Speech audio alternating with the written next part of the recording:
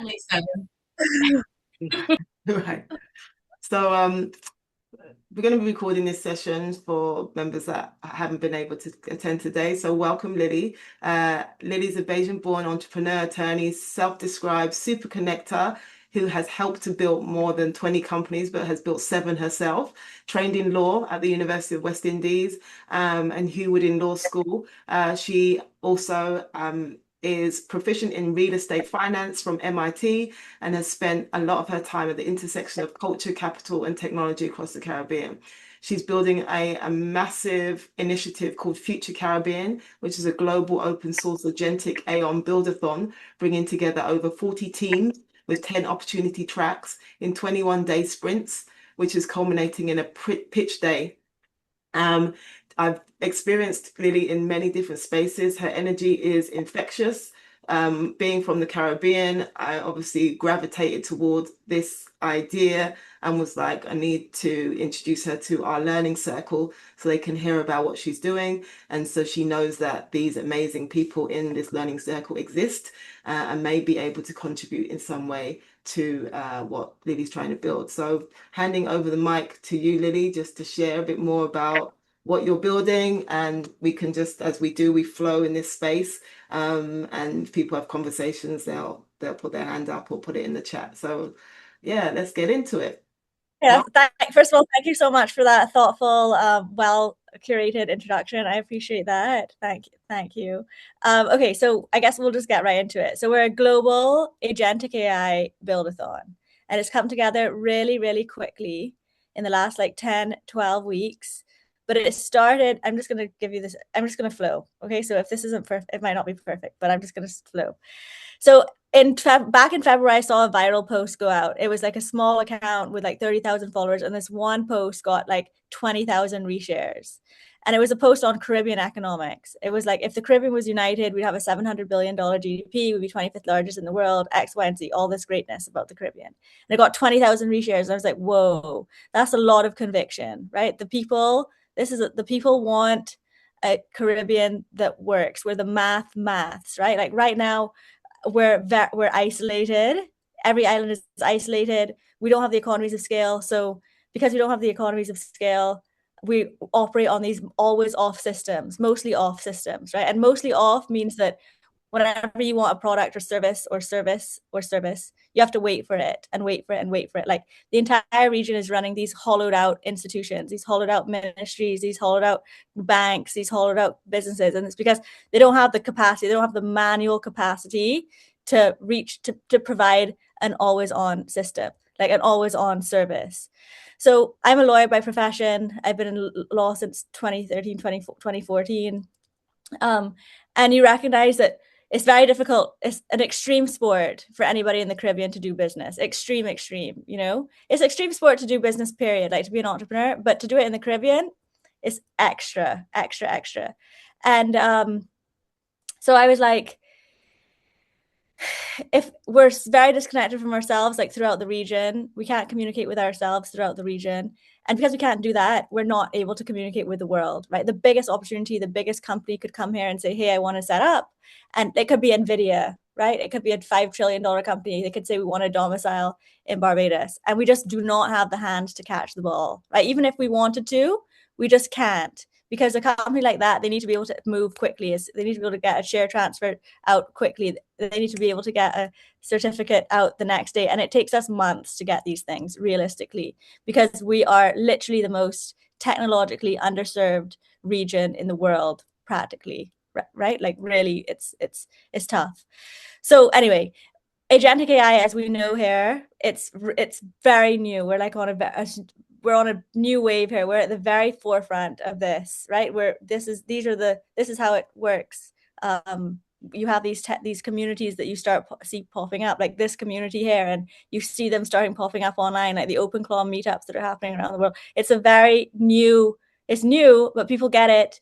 And this wave is probably the biggest wave we've seen, the technology wave. And it's got all the other waves like baked into it. It's like a tidal wave, you know, it's a huge, huge wave.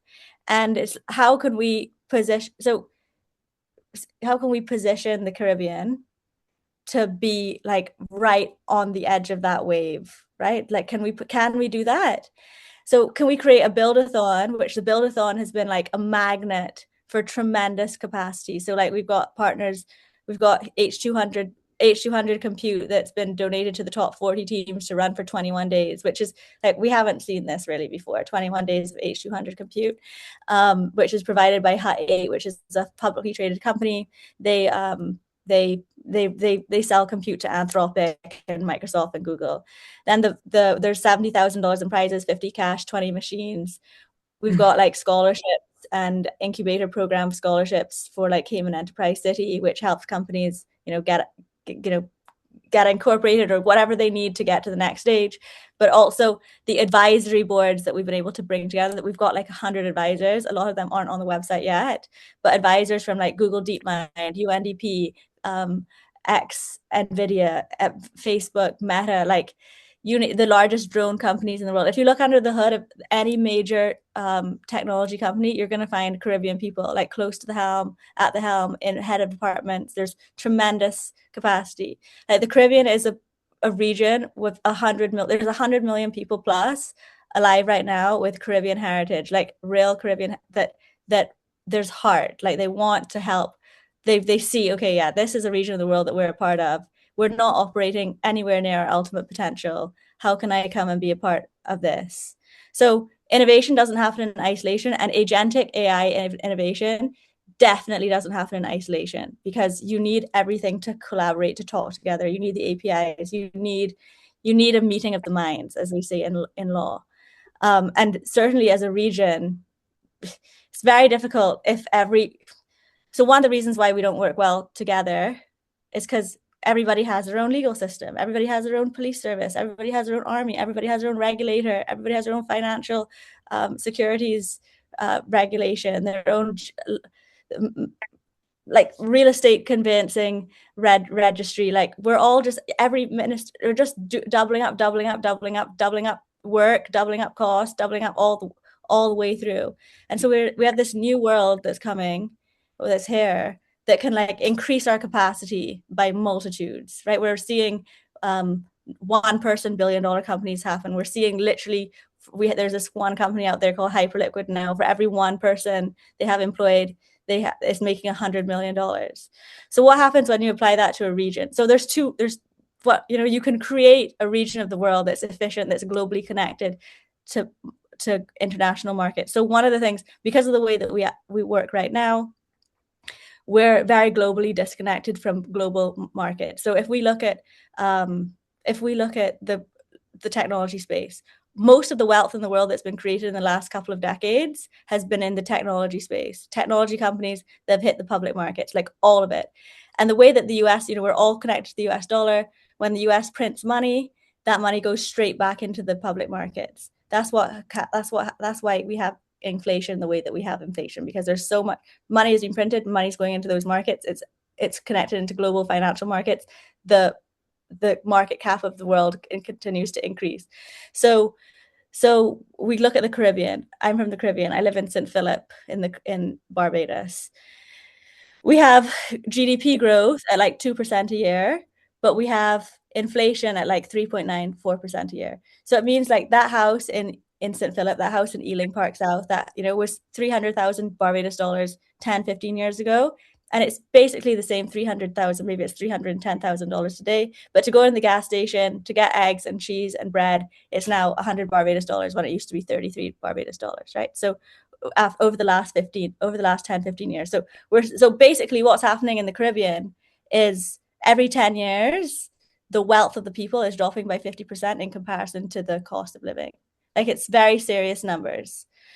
And we're starting to see the instability. We're seeing like increased crime. We're seeing, things could just be a lot better. I'm not trying to, so there has to be a reason why we're doing this. And so that's the solemn side of things. And we're all Caribbean here, and it's important for you to hear that part. But we have tremendous capacity in the Caribbean. It's a whole new world. We can take massive action very quickly. We can turn it around. we can start building companies from the Caribbean for distributed markets around the world. We can start engaging more in that global market space. We brought on like the best partners in the world. This morning I woke up and so I have this page on the website, you just get involved, right? There's 2 pages. There's this get involved page on the website, and like people from Google and all kinds of incredible people sign up every day. And just this morning, Rihanna's Clara Lionel Foundation head of just signed up. So it's epic. Every day there's like treasure in that inbox. So anybody, we're looking for advisors, volunteers, partners, judges, in the ecosystem. Like last week, a $6 billion fund from Singapore just signed up. They're a partner at the fund. So what we'll see, and it's all in pursuit of the next category defining company. So what's a category defining company? So every time new technology comes out, so whether that be mobile, whether that be cloud, whether that be crypto, you see these companies come out of nowhere, right? Like Canva is an example, Zoom is an example, Instagram is an example. Before the capabilities existed, these companies could not exist. And then the capabilities exist. And now you have a whole new product, a whole new industry practically that you didn't have before. And we're saying like, okay, how can we bring amazing amounts of resources to the Caribbean for the Caribbean Buildathon in search of that next frontier technology? And in so doing, we advance the region and escalate our progress and change forever. So we have partners so far include Bill Tai from Acti. He was the first check in Canva. He was the first check in Zoom. He was the first check in like 23 other publicly traded companies. Melanie Perkins, from the founder of Canva, when she was 23 years old, she met him in Perth, Australia, another isolated place in the world. He helped her raise capital, but also more importantly, find the right developers, find the right team, find the right strategies, find the right advisors. He matched her up with a CTO from Google. That's the most important part. Once potential is realized, when you come into contact with another, which is the very essence of Future Caribbean, right? The advisors and the partners and the people on board matched with the builders, matched with the community, it brings about potential that was otherwise may have been, unrealized or not realized as soon as it could be. Hopefully it accelerates that. But in the Caribbean, we see it a lot. We build in isolation. Our governments try their best to become big tech companies. They try to deploy technologies. The technologies then end up subpar. They end up costing us a lot of money. They end up having to do it once, twice, 3 times, and then you still don't have a system, because you can't expect a single government to be able to operate at the level of they're not designed to build agentic AI technologies. They're not even designed to review quotations from agentic AI companies. They barely have enough time to keep the wheels on the bus because we're all doing so much stuff that we might not, we're all doubling up our work. We just don't have the hands to catch the balls, especially the hands, previously. Now I've seen the hands are coming on board. We're seeing the hands are coming on board. I can see how Jamaica just sent us a whole bunch of problem statements. Three different ministries sent us problem statements that we can then take back to our builders and take back to the community. And somehow I haven't even figured out how we're going to bake those into the buildathon yet, but involved. You can see how it could come together, but it's still a very new initiative. It's still certainly a baby. It's still, the whole community is like the parents of this baby, the aunts and the uncles and the friends and the godmothers and the godfathers. So yeah, that's it. I mean, it's for anybody who's a builder. The judging begins on July 3rd, but it's rolling applications. We've got about I checked this morning, we've got about 35 applications from 20 different countries. And we haven't even gone to major press yet. This has just been we got a little piece in the St. Vincent Times. We got some press in Dominica. We got a little press in Barbados. And then we got one viral post on social media last week, which has brought Xena, I think, knew about. Maybe I don't know how you heard about it. And I also, pardon? Through your interview with James Andrew? Yeah, James. Yeah. So James has been a real champion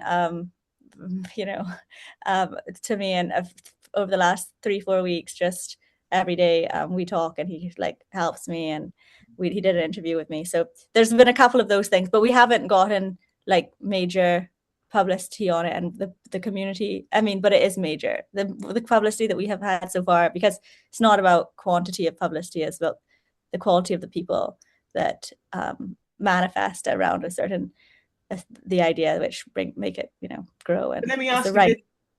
Let me ask you this, Lily, in terms of where you're at now and everything that's happening, what is the biggest opportunity? Like, if everything works out in the way you hope it will, what's the result of this initiative? And then what is the biggest challenge? What is the potential barrier to being able to achieve that? And what is the ask, I guess is the third thing, in terms of communities like ours, where we have a number of subject matter experts with deep domain expertise in multiple areas, who have been in this space really figuring it out for between 15 to from a year to 15 years, and just all these problems that this initiative is unearthing. Like, talk to us about like what success looks like, and then where the biggest challenges are. Okay, what does success look like? Success looks like a region that, out of many, one people, like the Jamaicans say. So a region that moves as one. We can create, we had the federation.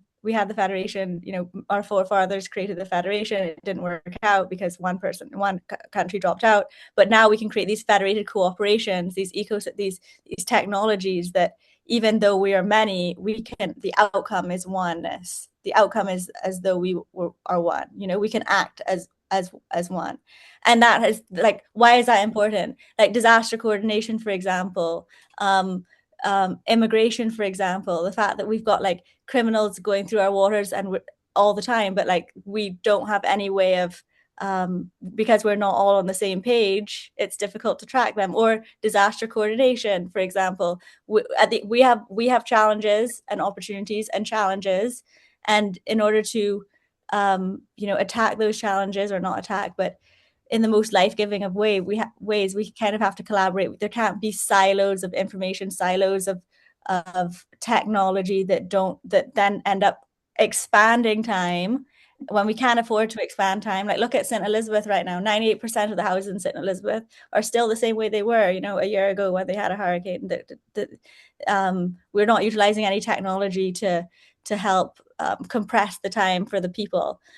So we could do a lot better in that regard. Like healthcare is also a mess. We're not on the same page whatsoever. We're utilizing a lot of paper. There's no fluidity, and also capacity. Right? Again, we have a human capacity problem that we see that in the hospitals, and even in like a place like Barbados. Anyway, I'm not going to talk about that because that's heavy. But where could it be? Could we have a community of tens of thousands of I mean, who knows, of Caribbean people, that have done, can we really, but also, can we create the next Zoom, the next Canva? Can we have 10 companies that are billion-dollar companies that are just, that's the real goal. And maybe I should just focus on that. Like, that's the real goal. Can we create some incredible companies that serve the world, that bring enormous value to 2026? The world in 2026 is different from the world in 2018. And it doesn't matter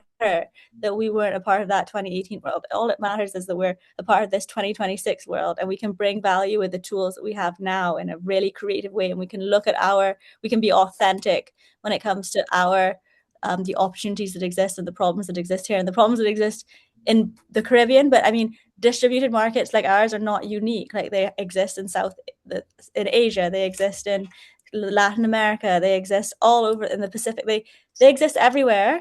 The Caribbean is like a stark example. We're right next to America. We've got multiple different currencies, multiple different regulators, multiple different governments, multiple different languages, and we can use agentic AI to solve for a lot of these things that we wouldn't have been able to solve for before, because we just wouldn't have had the manpower, wouldn't have had to, you know, if you look at a food security is another track that really inspired me for this. You know, it's detrimental, it's extremely life-taking that every time we order food, it comes from Miami when it could come from Dominica, it could come from Grenada, it could come from Guyana, and it's coming in a shipment from Miami because it's just easier to press send on a shipment from Miami than it is to coordinate orders from farm to table throughout the region. You know, it's terrible. We could do better than that. And in the event of a disaster or any type of issue in the future, if, knock on wood, we need to have some type of sovereignty, some type of capacity to be able to take care of ourselves and not rely on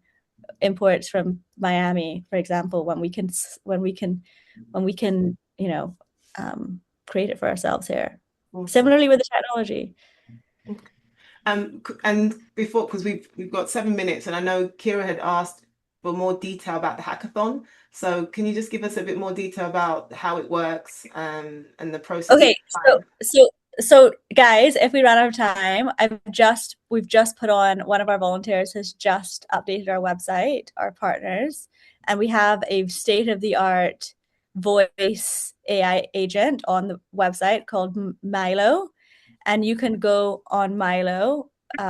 You can just go and talk to Milo, and you can say, "Hey Milo, I'm interested in this. Tell me about the tracks. Tell me about the timeline. Tell me when the deadline is. Tell me what Future Caribbean is." You know, you can so just but in the meantime, I'll tell you as well, just in case I don't get to all your questions. So you can apply now. You can apply July 3rd. We're going to start issuing compute on the 17th. So 40 teams are going to have the capacity to get compute. We have calls every week. So the last 3 weeks, we've just been doing general calls as we like promote and put the wheels on this bus. But from very soon, and we're already starting in our Discord, there's like a track for energy, a track for finance, all of the tracks. We've got 10 different like rooms in Discord where those communities can spend time and talk and present, and you know, so it's very much build in public. If you have something that you want to build, that you're building, you can apply on the website. There's, you know, it's a 20-minute application form, 15-minute application form. It does require you to do like a little Loom video of what it is that you're building and to test that, to show what the workflow is and how you're going to use that compute if it is that you want the compute.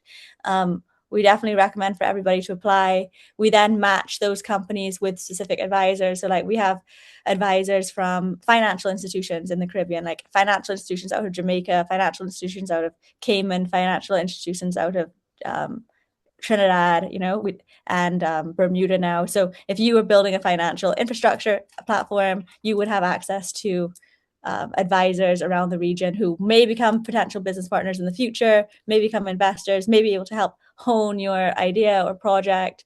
Because again, like innovation does not happen in isolation.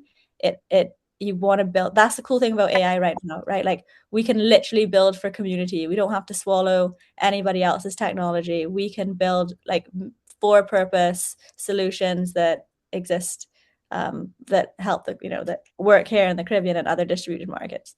So so we'll be building the July and August, then it accumulates at the end. We have a New York Stock Exchange event that's happening. And we also have there'll be a Caribbean showcase. My Prime Minister is very adamant that the Caribbean funds and the Caribbean investors and Caribbean people have an opportunity to see and have an opportunity to access whatever opportunities are available for investment. So we'll have some kind of Caribbean forum of some kind for that. Maybe it'll be online, I'm not sure. But at the same time, the Caribbean partners that want to be a part of this are a part of this, and they're going to be seeing on a daily basis like how these opportunities are progressing. We also have an event coming up in Barbados, the 10th to 12th. It's now coming together. It's going to be, we're hosting it at the IDB Invest office. It's going to be 60 people, so it's just going to be small, but well, at least at this time. So if there's any interest in that, let me know. It's going to be very builder, everybody with their laptops, everybody with their, working and learning and contributing. So if this group wanted to zoom into that meeting and do a teacher class or talk about what they're doing, or if there's something in that regard that where you see a synergy after you go through everything, let me know. If you want to come, one of our sponsors is giving 60% off of hotels. So yeah. And already Barbados is not going to be most expensive place and in July because it's off season. So it should, yeah. I already looked at JetBlue flights. Which hotel? Which hotel?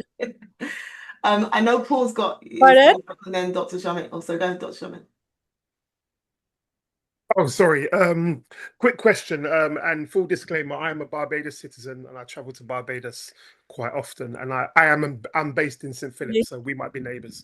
But what has been the uptake, or have you received any support from the government in Barbados? Because I know the government in Barbados likes to think they're quite forward-thinking and supportive, but the reality might be totally different. So I was just wondering, if you've got support from the government, what does that support look like, etc., etc. That's to you, Lily. Yeah, on the surface, I have support. It feels like ish. But again, the capacity, and I think the capacity of our government is they're just spent to the maximum. I can't take it personally. I know that they're spent. I know that they don't have capacity. And so like it's my job to help figure out like, and because they don't, but yes, they've said that they early I went to the Minister of Technology, Jonathan Reed, with it, and he's like, yes, I'm supporting. I want to support with the prizes. So I have a commitment, a verbal commitment that they will support. And I mean, I could, yeah, it's tough, but it's still, there's support. It's not like they're not, it's hard to access, but it's not like it. I have him on my WhatsApp. I might not get a response for weeks, but maybe it's government. Say government. No more. Say no more. I know how it is in Barbados. It's hard, but like you said, I mean, we're at the forefront of this technology at the moment that we could bypass government, and it's about communities. My expertise is engaging communities and making communities more dynamic in terms of using tech and in terms of just basically thinking outside the box. So yeah, I could feel contact. Yeah, I could feel how, the world is changing so fast, and people might feel triggered, especially governments. So I'm like conscious of that. I also want to Dr. Charmaine had a question as well, so just want to make sure Dr. Charmaine has an opportunity to ask that question too. Hey, Lily, I'm Beijing too. Oh, Barbados in the house. Oh, you represent? Huh? Paul, you didn't? I didn't know. Yeah. Oh God, look. All right then. All right then. All right then. Good, man. Go on, got to talk, man. I'm a little sleep deprived, but I'm excited to hear what you're trying to build, and I'm curious because I was thinking about doing something with teens. I'm a child and adolescent psychologist, and I'm thinking about how could we get teens to start to build, and so I was curious if you were tapping into school. Yeah, so I'll tell you, and don't worry about the time. If you guys have a few more minutes, I have a few more minutes. So I registered the domain futurecaribbean.com 3 years ago because I started like engaging with organizations that wanted, like through my work as I'm in the like tech advisory, global advisory space. And so there's a lot of successful American companies that have resources that give a lot. And this one opportunity came about. This company, they do $100 million a year. They restore Macs, they restore computer hardware. And I was sitting at a table with this guy, and I was like, and he was like, look, we outfit orphanages all around the world with computer labs. And then we also pay for the teachers to come in every week to teach the kids. Like, I'm going to send someone down next month to be able to do this for you. So we outfitted the orphanage here in Barbados over the last 3 years with incredible, with technology and with computers. That was like the very beginning, and then over the last 3 years that program has been running. And then we also helped Jamaica get one, and I also sent it to St. Vincent. But I realized, whoa, like we have these global organizations that have tremendous capacity from the technology space, and we want to engage with them, but we make it so hard. There's no like like, first of all, to get a computer lab, you know, in an orphanage in Barbados is very tough. You have to drive there, you have to you have to talk to a minister, you have to talk to all these different people. It's not just, hey, you know, they don't just accept. It seems like very counterintuitive, but because again, everybody is at capacity, right? Everybody, they just don't have the hands to catch the ball, even though the ball might be a great ball that is, you know, really progressive. Anyway, so that's how, that program's been running really well. Like, kids in the orphanages or in the children's homes, as they're called here, they're not orphanages. Like, they can't read, but some of them can't read very well. The reading and literacy rate is not great, even with kids like 14, 15, 16 years old, but they can code. Like, they can, you know, they're also, they can see how, and even though we have a lot of AI, and in the last 3 years, they've been also really learning the back end of coding, and that's been really interesting to see. So certainly the children are a huge part of this, and like the origin story but we do have like for this particular competition, it's 18 years old minimum. But I mean, there's so much that Future Caribbean could be in the future. There's so much that we could do. You know, that we can create. We're going to attract a lot more. I'm pretty sure, I have a feeling that we're going to continue to attract a lot more resources for our builders. Like, I'm going to go out into the market, like, try and find the Anthropics and the OpenAIs and the AWSs and, you know, the Canvas, and, you know, to try to get like resources for this initiative, and then just resources for the initiative in general, like on an ongoing basis, so that we have like a war chest of resources, you know, for builders to be able to build. So Felicia, I know you've got a question as well. Hi, Lily. Nice to meet you. Question and offer, actually. I'm Bermudian, so I form part of. Oh, Pravier's on my WhatsApp. We were exchanging yesterday. Yeah, and funny. Yesterday, I had a meeting with the Minister of Economy in Bermuda as well. So if there are any gap areas, or if there's a space that you could use to support, feel free to reach out to me. With me. So an example is, so I told Premier that, you know, we need nodes in the network, right? Nodes. And he was like, okay, what's a node? And I was like, well, a node is a connection of exchange that brings value to the network. And every connection, so there's this law called Metcalfe's law, and it's every connection in the network, every node in the network expands the value of the network by like the square root of 4.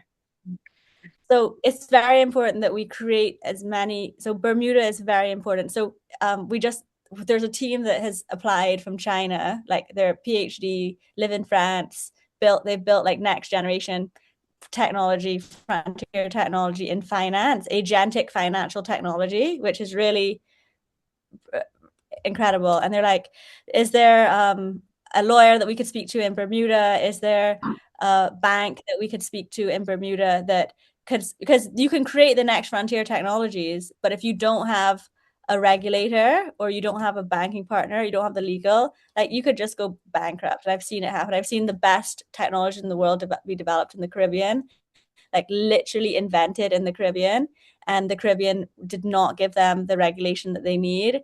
And now those same founders are running the largest financial institutions in the world. They don't own them, but because those companies didn't work out, because they didn't get the, you know, they have to unfortunately move to different markets, and now they work for a $1 trillion business, you know?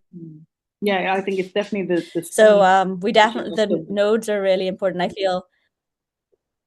Yeah, so if there's anybody like Cayman Islands, for instance, Cayman Enterprise City, which is like the equivalent of your Bermuda, was it Bermuda Business, what's it called, BIBA, or Bermuda Business Development Association.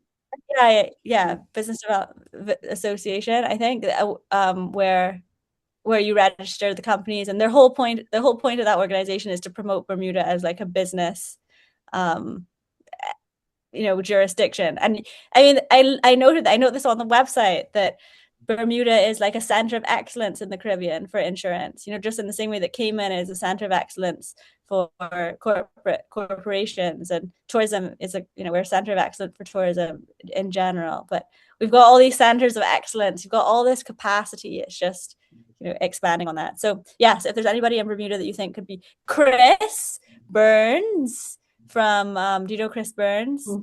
So he's come on board as an advisor. He's also given like a 1 year free for his product to the winning teams.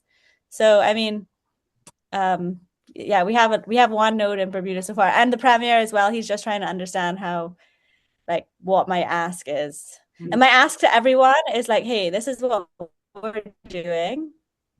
I don't know what your capacity is, but depending on what your capacity is, let me know how you think you can contribute.